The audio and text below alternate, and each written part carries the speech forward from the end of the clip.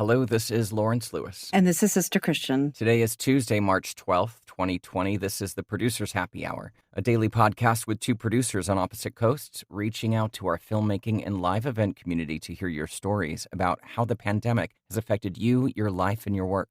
Your stories let us know that we're not alone. It's important for us to keep sharing our experiences, our ideas. Email us, or better yet, record a 1 to 2 minute voice memo and send it to producershappyhour@gmail.com. Just follow the instructions on our website, producershappyhour.com. And please share this show with your friends, your colleagues, your family. We want these stories to be heard. We know they help us, and we know they're helping you. So please share. Yes. Christian, today we're chatting with Kestrin Pantera, who is a powerhouse filmmaker. I mean, literally, the New York Times called her a force.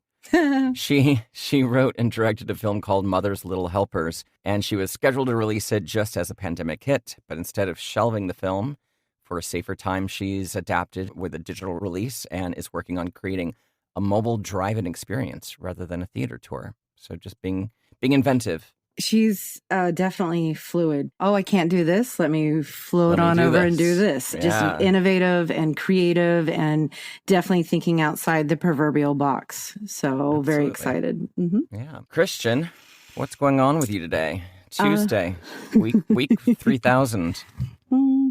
It's beautiful outside, so trying to get spring cleaning done and keeping my mind off of other things. I know that, I'm getting texts and emails and, phone calls from friends and just rumors. So California is going to start filming in June, or, Texas is doing it right now, or I know an AC who's doing a checkout today in Chicago. And, and for me, it just feels very, I'm glad that stuff is happening and that some people can work. I just am, again, concerned about what it's going to look like. And you couldn't pay me to go on. You couldn't pay me. You couldn't pay me to go on a film set right now. Just couldn't. Yeah. But it's the opinion, crazy. Exactly. The opinion out there are absolutely crew members that I've spoken in the last couple of days privately who would not care to share their opinion publicly. But there are definitely feelings out there of like, I don't think that it's as bad as it is, and I would absolutely go back to work. Yeah. I have friends as well who feel that very, very strongly. They're not deniers, but they just think it's not as bad as the reports have made it out to be. And with the proper safety measures, it's safe. Right. And so I begin to think, and I'm beginning to question. I'm not a right or wrong person. I love to be shown a way to do something more efficiently, something differently, is this a better idea? Fantastic. And I've often told my close teams that if it's something I'm asking you to do sounds wrong, tell me. Please, I'm not a dictator here. And so I'm beginning to feel like, what do I need to begin to do in order to understand more about the people who are willing to go work? And I know crew roundtables are helping. Don't get me wrong. Yeah, like Frankie yesterday. She's ready to go back to work. Exactly. And someone like Margina, although she wasn't quite as adamant to get back to work as Frankie was, she made a good point that in her department, they already have these sanitary, they already are. I mean, they're not wearing masks, but, they are very But they could wear a mask. Cautious. Yeah, they could wear a mask. They could just add a mask, and they're already as cautious as they... And they're already as cautious as they probably need to be for all the proper safety etiquettes and protocols. I'm starting to feel a little conundrum here because it's very much like our divided political society right now. There are people out there who are adamantly against opening up until every safety measure is in place. And then there are people out there who would go to work tomorrow with nothing. And I'm just hearing all of it is forming my opinions, but I'm still on the side of caution. Yeah. Well, and it's but nervous. Okay to be cautious.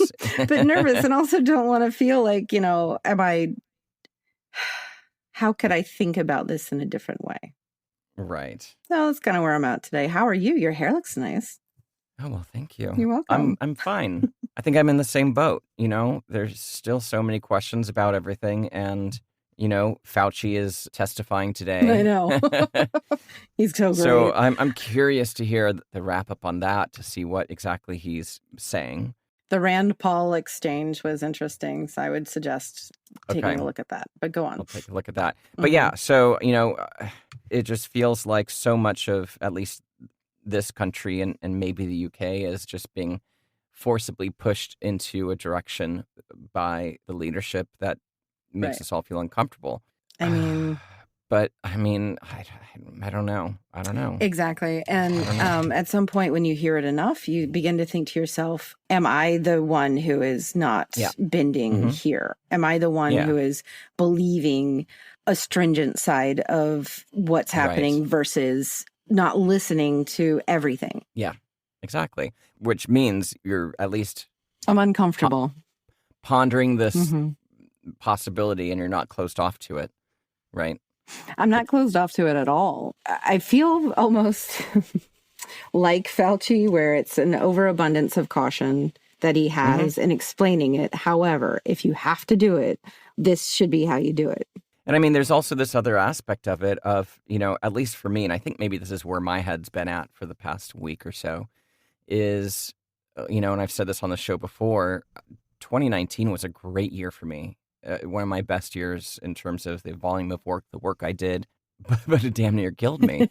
I was like exhausted. And every time a job would come in, I would be like, oh, cringe. My God, because they were all overlapping. And, Christopher's like, you say this all the time, it's going to be fine. But I'm like, no, I'm like going to like collapse. But maybe my hesitation comes more from the fear of going back into like old habits and old anxieties, right? That kind of thing. I agree. And I know that I've been struggling with that for a while, especially, speaking to different people that I know that haven't changed their thinking, are just like, okay, ready to go back. It's going to be the same. Yeah. So it's my fear too of work overload and unrealistic expectations and everything. That's a big part of it. Unrealistic expectations. No matter what happens, if we go back, there are going to be compromises and it is going to affect our volume, our output, what we can and can't do, and fighting those fights sounds exhausting. And we're the mediators between the company, the money, and the client who's giving us the money, and the crew who is, the expectations. So I just, we're planners. Yeah. And there's not a real solid plan. Solid plan. I believe that's our hesitation. And, don't get me wrong. I also have friends who are terrified to even go to the grocery store. Yeah. And they work in film production, and they're like not even thinking about, stepping on set. That's interesting. I think there's both sides of it. There are people that are terrified and there are people that are raring to go. And somewhere in the middle is probably the correct response. Yeah, those people existed before and they certainly exist now. So. Yes. So there is an article that I found in Screen Daily, which I don't really know too much about this outlet. But it says UK government confirms film and TV production can restart within social distancing guidelines. Wow. Yeah, and it says film and and this could be a rag, I don't know. It's screendaily.com. Aren't they all in England? I'm kidding. Well, I think this might be a UK rag. It's really hard to say. Film and television production in the UK are permitted to restart, providing all involved abide by social distancing guidelines. The Department of Digital, Culture, Media, and Sport has confirmed to Screen Daily. And these changes come as the part of the government's latest guidelines for the coronavirus pandemic, which include the instructions all workers who cannot work from home should travel to work if their workplace is open. I have to admit that I do somewhat believe the theory going that because every government has run out of unemployment money, that a reason to open these 100%. Our reason to open these businesses is to avoid paying people and to make them go back to work. And they can just print money. It would cause insane inflation. Yeah. But another way to look at it is they don't want people to get used to the idea of staying home and getting money from the government. Right, but the majority of people in this world want to go work. Exactly. And I don't know anyone who would be used to taking just staying at home. a handout and staying home. So that's just an old way of thinking. So I mean, it goes back to, food stamps and welfare, which is never should be called that. So anyway. No, exactly. Mm-hmm. Yeah. So, Christian, we should get on with our interview. I agree. All right. But first, go to our website. The page there called Take Action has a lot of resources for you and some options there for you to volunteer, donate, do what you can to support other people in this troubling time, as well as petitions and things you can do to help make some important moves in the country that are needed right now. So take a look at that. So take a look at that. But Lawrence, let's get on with the interview. All right. Kestrin Pantera is a writer-director. The New York Times called her a force. Her new feature film, Mother's Little Helpers, world premiered at South by Southwest in 2019. Early reviews laud the film as a wonderful, Big Chill-esque dramedy with big screen chemistry from the ground up. Her first feature film, Let's Ruin It with Babies, was hailed by the Los Angeles Times as honest, convincing, and just plain adorable. She created several TV series for Awesomeness TV and digital series for Facebook. Her commercial directing clients include Wired, Technicolor, Johnson & Johnson, Be The Match, and she's created additional content for Google, Coca-Cola, GE, Starwood, Intel, Best Buy, HBO, Starbucks, and Stoli. Wow, I know. Crazy. Before directing, Kestrin was a classically trained musician turned rocker, playing cello in rock bands in Los Angeles and on tour across the world. Prior to LA, she lived in Taipei, Taiwan, where she became fluent in Mandarin and performed voiceovers for 100+ companies in the U.S. and South Asia.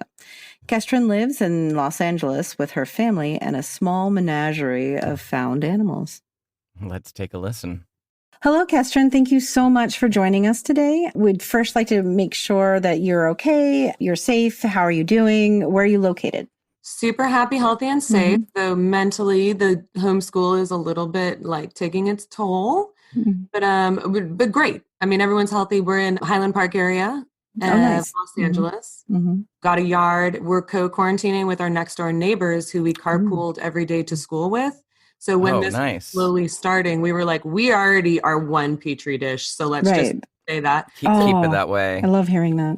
Yeah. So we kind of forsook our own families in favor of just extreme local survival. So we have two parents who have full-time jobs and are doing amazing work kind of around COVID crisis related, but not in the health sphere.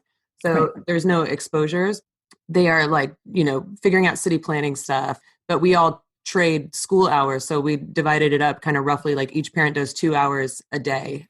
Oh, that's amazing. That's amazing. Wow. So you have a little classroom basically. So it's the homeschool academy. Yeah. No, I love it. I mean, that's, it feels like the kids adjust better from what I've heard. I don't have children, but the kids adjust better when they're able to be with their friends versus alone. I think that they're going to remember this as the best time of their whole life. They're 7 and 4. I think they're going to be computer. So it's great. And thank God we didn't know our neighbors were going to be the most incredible people. You never know when you walk in with someone. Right. How's this going to go? Yeah.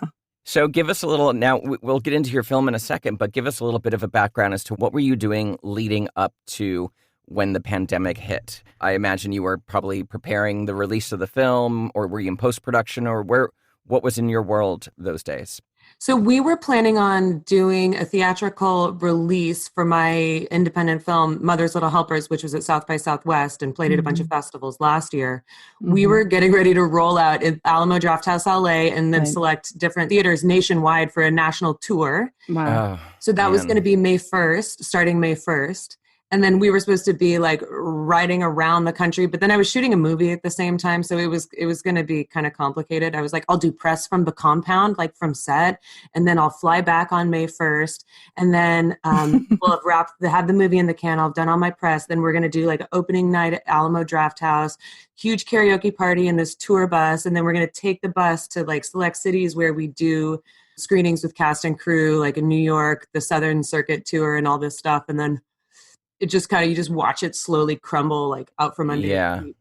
So we're releasing it with Gravitas Ventures. So we did release it on the digital platforms as planned. That was already going to happen on May 5th with a big Mother's Day weekend rollout, which was, the day of filming, kind of practically today. It was yesterday. was Mother's Day weekend. And it was really fun. And also the press was more complicated. So we just ended up doing a major pivot to digital platforms, which is what most people are doing. And we're currently investigating, the whole event business has been shell-shocked. Oh, yeah. And a lot of people are pivoting to drive-in movie theaters. Concurrently, all the drive-in movie theaters are having more demand than they've had in the past. So we're working out ways. I have another company that is a karaoke RV. It's called the RVIP Lounge. That's like a 40-foot bus that is very COVID unfriendly. It's like a bunch of people crammed in singing karaoke together with poor ventilation. So we're like, that's not going to happen for a while. But it is a 40-foot bus that's almost double decker in some areas. That's got a lot of huge surface area on the outside that we've done a lot of immersive interactive lights built out on the exterior of it. And the back has a stage that opens up like, I don't know how the back pops out and then becomes a stage that outwardly faces to throngs of people. So we're working on building our own mobile drive-in screen theater. Oh, that's fantastic. Pop-up drive-in movie theater anywhere. And any parking lot, basically, wherever you find. But yeah, that sounds amazing. And we have some fun audio and projection projects kind of in the works. So it could be a cool alternative to just going straight to VOD or just having to go to a drive-in movie theater in Concordia, 70 miles outside of LA, of what if we could work with these businesses that are shut down and have big parking lot spaces that are empty and then fill it with socially distanced life and everyone and, give people a safe opportunity to get out of their house, but encourage the social distancing narrative at the same time. Yes. Well, as a producer, director, creator, all the above, being nimble, it sounds like you have really thought about this instead of just sitting back and waiting to see what happens. You have, remained nimble and tried to be creative. Yeah, it's the adaptive, agile mindset that went into the making of this film and kind of all my favorite filmmaking practices, which are a little bit less militaristic and top down. Right. Like, every filmmaker lost their movie theater. It's not like boo-hoo. Right. I lost my theatrical release. If there's ever been a time where we're not alone in our lives getting totally shafted, we're pretty much on the best end of the spectrum. Right. Even though it does feel like a loss or a grief thing. Well, there's a lot of people out there who are feeling that, but it seems like you have made, the proverbial lemonade right now. Right. In progress. I'm squeezing lemons. I see it happening. Exactly. Sugar. Well, that's amazing. I mean, being able to shift focus and stay active rather than just kind of shelving it and waiting to see what's going to happen, which, we've talked to a couple other filmmakers that they are just kind of putting their film on a shelf and waiting to see what happens. And I love the drive-in idea. I think that is amazing. And I hope to see some, exciting things come back once we're able to do that kind of thing. Now, you also mentioned that you might be directing, or you are going to be directing another film and talking about possibly going into quarantine with that crew soon. Is that something you can talk about? Yeah, absolutely. It's something we've been considering, when the whole COVID thing started, where you just kind of push out your start date and then everyone kind of hopes and prayers that it's actually going to happen. But we're all know that we're it's so cute how we are acting like we're going to start shooting our movie on May 1st. That's adorable. Right. Yeah. I think that the blind optimism and having a plan is really psychologically helpful for everyone. Having Zoom table reads is super fun and it gives people something to look forward to. And our whole premise for the film was that it would be like summer camp where we would be on a big 100-acre property out in Napa in this big house that is a central character in the film. And the isolation of being stuck out in a house with no phone reception is a pivotal story point. So we were all really pumped and ready for that as well. So when we were pretending that we were going to start on May 1st, we as a group were like, okay, team, a lot of the actors and the producer, writer, they're all kind of commingled and married to one another. So it was a uniquely suited to quarantine situation where there were multiple couples that were old friends that wrote a movie together and could easily shack up in a house, and shared bedrooms were not a problem for the married couples. So we kind of it wasn't much a pinky swear, but we had like very serious professional conversations about, okay, it's March 13th. We are going to quarantine now so that when we merged pods, everyone was healthy and safe. Healthy and yeah. Now we're kind of in the same zone. It's interesting seeing things open up. I drove around yesterday because my car battery died. And I had to charge it by driving. Yeah. Oh, right. Yeah. So I drove around and I saw a lot of people and I was like, this does not look like a 2 week from now positive situation for Los Angeles. Right. And this is Highland Park area? We drove through Highland Park, Atwater. We were on Sunset. We went through like the Silver Lake, Los Feliz whole area. And I mean, I would say it was like 40% masks. There were certain areas where people were in line, but there were some places where people were just kind of hanging out with no masks. And I was like, 2 weeks from now, this seems like it's going to be kind of crummy. Not to be all Cassandra. Yeah, right. I'm just shocked because I feel like you guys have handled it pretty well out there. And so for people, like, I just don't understand the possible setbacks just because somebody doesn't want to wear a mask. It's crazy to me. Well, it felt like we invested all this time into keeping people healthy and that just like one party in Pasadena, it just becomes a hospital. Yeah. I know. I know. Before COVID, I would have been at that party. So, I mean, I talked to a nurse, like when we were doing our drive around, we were driving past our old neighborhood and we were like, hey, we're driving past your house right now. And to a couple of friends. So it was kind of cool. Like we were like 20 feet away. They're like on the sidewalk and we're in the street. Everyone's wearing masks. And we saw a nurse and she was like, it's picking up. And she was like, I'm the COVID, we're almost full. That's interesting. I want to go back to your anti-militaristic approach that you mentioned. So we've been speaking to people about what they'd, like to see change or what moving forward, the changes that we need to make. And it sounds like you're already heading down this path before of unconventional ways to direct and produce. Could you talk about that a little bit more? Maybe it'll lead to some ideas how change in the industry or what we need to do moving forward? Yeah, I think that this is a friendly time for creator directors and talent who are capable of and used to filming themselves and capable of working with, technical constraints and understanding how to use equipment and also able to self-adjust in order to get a performance. Or to talk to an agency that's like in a pop-up like RV parked outside the house that they're not interacting with. There was one person who it's not live yet, so I'm not going to say any names, but I know one person who is a spokesperson for a brand and also a director who directed a commercial spot for a national brand. And they had cameras like put in this person's front yard. A person sterilized them, waited a couple hours in the sun, and then the person and their partner brought the cameras into the house and then with the help of a DP staged outside, set up 3 different shots and then shot a huge national commercial. Wow. That they self-directed. Amazing. And on-camera talent for. Interesting. So it's one of those unique situations where not that many people have that, but because this person was uniquely equipped, had experience directing major brand campaigns, knew how to edit, knew how to get the shot, and was also the talent. And the partner has a job, like a real job. So then it gets into union questions.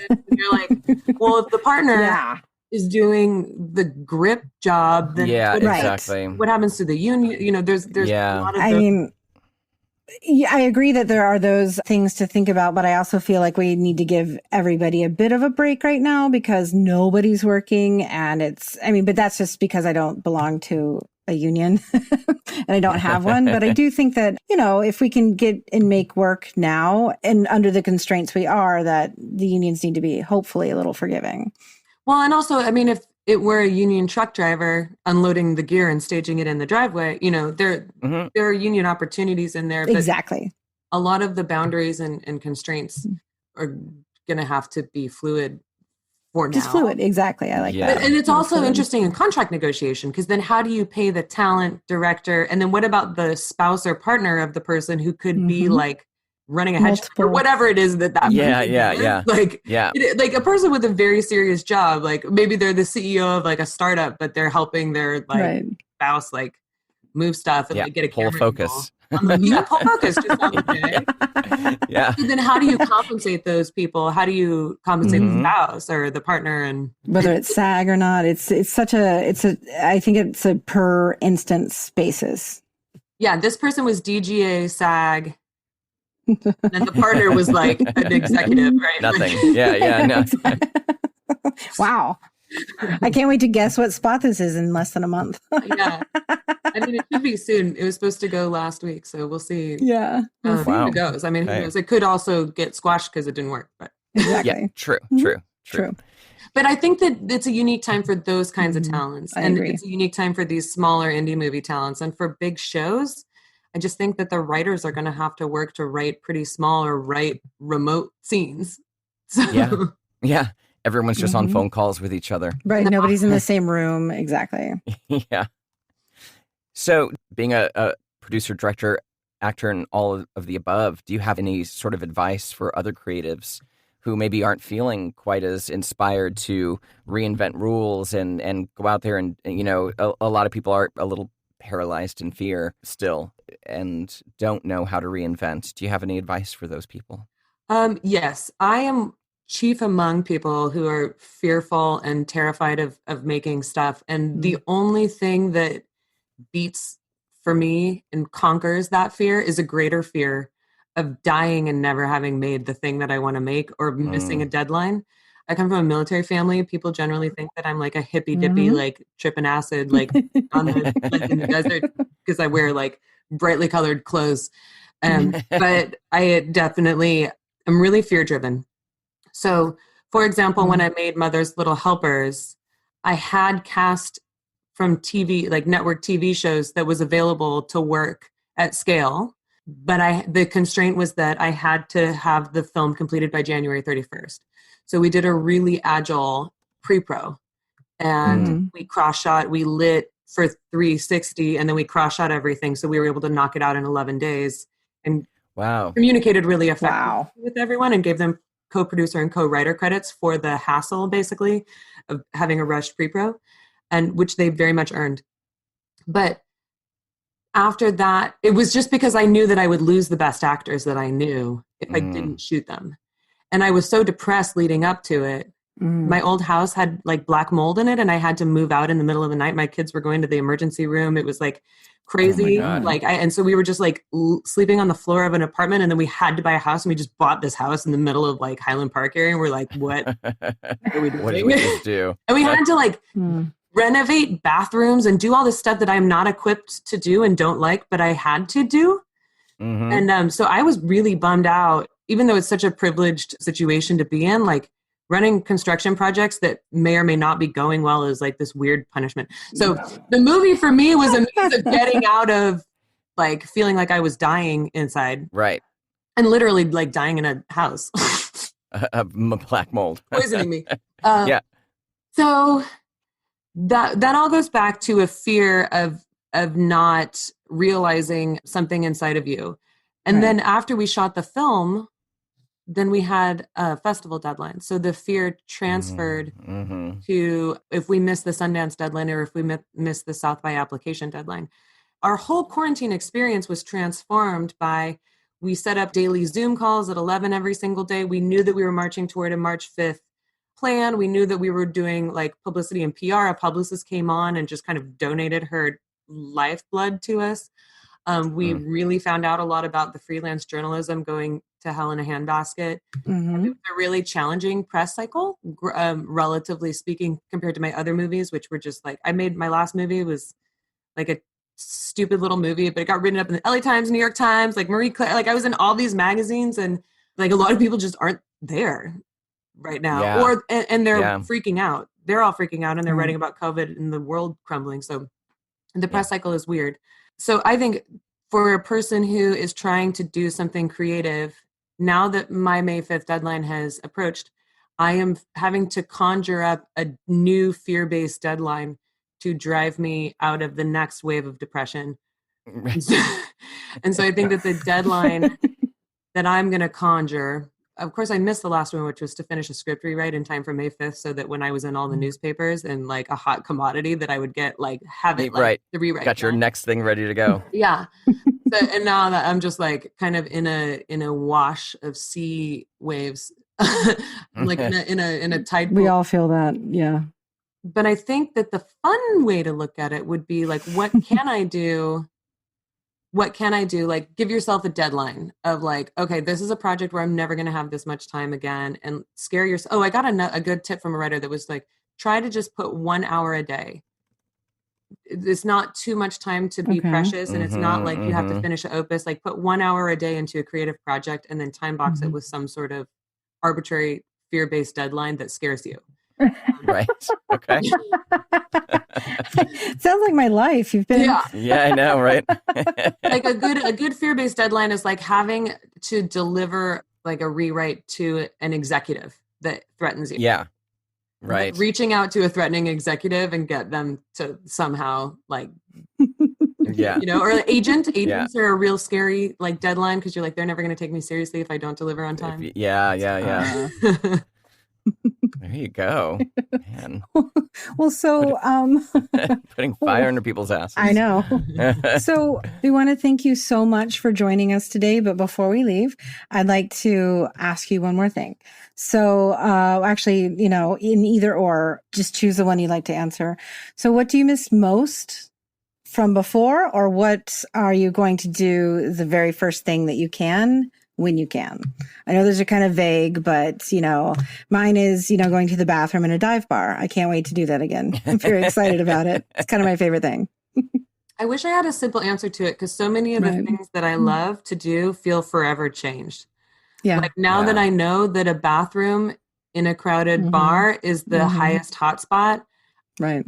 I don't want to do that anymore. Right. Yeah. I would have loved to do it before, but now I'm just like, will I ever do that again? Like, am I a 10 years from now, maybe is what I have a long-term goal. Well, I would like my karaoke parties, throwing karaoke, sloppy, stinky, sweaty, like congested karaoke parties with my best friends, like singing duets together is the thing that I miss the most and really, really, really look forward to doing again.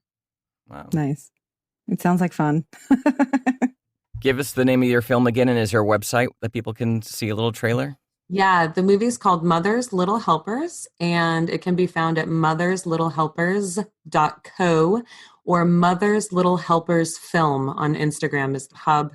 It's available on all platforms, and it is a funny drama about being stuck at home with your loved ones and arguing with your aging boomer mom.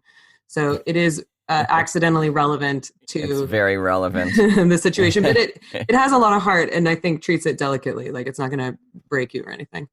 It does. Yeah, definitely. Yeah, I saw it at the screening, but Christopher and I just watched it again last night. It's beautiful. It's a beautiful little film. So congratulations. Good luck on all the new ways of getting it out there into the world under these strange times. Yeah, and let us know if you decide to go to Napa and quarantine, because we'd love to hear how people are making stuff happen now. Yeah, absolutely. And I'll also let you know if we end up doing drive-in mobile please. Pop-up drive-in movie theater. Yes. Absolutely. We'll send our correspondent doing screenings for them. We'll send our correspondent out to come see. That would be Lawrence. It would be me. I'm in New York, so I can't. Unless you drive it on here. So yeah, you never know. Never. All right. Thank you, Kestrin. Thanks, guys. Thank you. Bye. Bye. She's awesome, dude. Powerhouse, right? Like, how long have you known her? Probably as long as I've known Christopher. 10 years, I guess. Maybe. Wow. 8 years. So powerhouse, tons of energy, and very positive. It's so nice to speak to somebody who is so grounded and positive, yet creative, and she just has it all. She's got all these other projects. She always has projects going on. So this RVIP, pivoting that to turn it into some sort of mobile screen so they can do drive-in. I mean, genius. Genius. Really she's just taking her concept and tweaking it to the moment, which I feel, not that it's a race or comparatively any of that. It's just, again, the old adage of making lemonade out of lemons. So very positive, and I love it. Check out her film, motherslittlehelper.co. It's a great film, and it is very timely. It is a family stuck at home, arguing with their boomer mom. Very interesting. Oh, yeah. So, well, Lawrence, this show is edited and co-produced by Rob Bloomkey. Artwork and logo design by Christopher Daniels. And our music was composed by Kyle Puccia. Thanks, everybody, for listening. We're back tomorrow with another Crew Safety Roundtable. This one's going to feature all art department people. Oh, so excited to hear what they have to say. I know. Interesting, yes. Because they get their hands dirty. They get their hands dirty. Mm-hmm. So until then, stay safe, stay connected, stay active, but please keep staying home. We have to keep doing it. And clean your damn phone. You know it's disgusting. You know where you were this morning looking at tweets. Wash your hands. Don't touch your face. And if you go outside, it's very, very important to wear a mask. I know I've seen a lot of you not doing it. I'm not trying to shame you. But if you can't afford one, let me know and I'll send you one. Is it the tweets that make your phone dirty? It's what happens during the tweets. Send us your voice recordings or your emails to producershappyhour@gmail.com. Lawrence, how can people reach you directly? They can get me at lawrencetLewis.com or voiceoflawrence.com for my voiceover work. And Christian, I saw a brand new Sister Christian Produces website that I have to say is pretty fantastic. I mean, listen, I got to the point where I was literally mortified that people were visiting and looking at the old stuff because it hadn't been updated in so long. So I whipped something together. I will keep tweaking it and modifying it because, what do you say on these things? Yeah, I know. Just give the information. You tell them what you did and look at me. Hopefully they reach out. So, but yes, sisterchristianproduces.com. You can get me. All right. All right. Have a good rest of your day. Bye, Lawrence. Bye.